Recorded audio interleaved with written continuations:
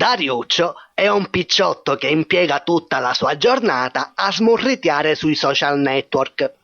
Ogni minima fissaria che faceva lo doveva fare sapere a tutti. Oggi il mio uccello è in cerca di scagliola.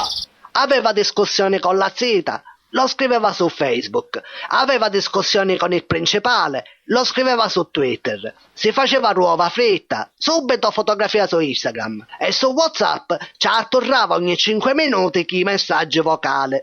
Insomma, era un scassabaddotto sociale. Io a Dariuccio, glielo dicevo sempre, tu, sei malati ci rivedo. Ormai tutti questi telefonini in mano, ora basta, vi si aggrippano poi pascelle. Ma che è, finito l'intervista? Aspetta, prima che aiuta la telecamera facciamo un selfie.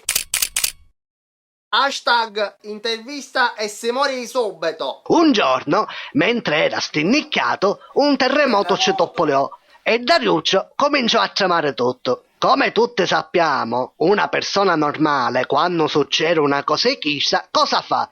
Scappa a mensaggiata e ghecca voce, ma Dariuccio era diverso e si impulsò davanti il computer.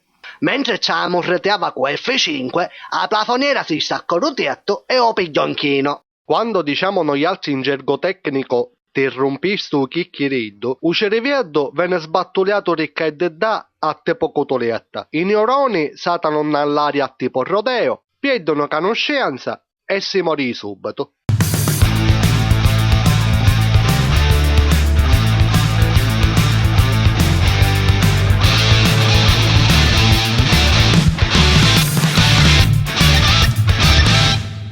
Mi riduciamo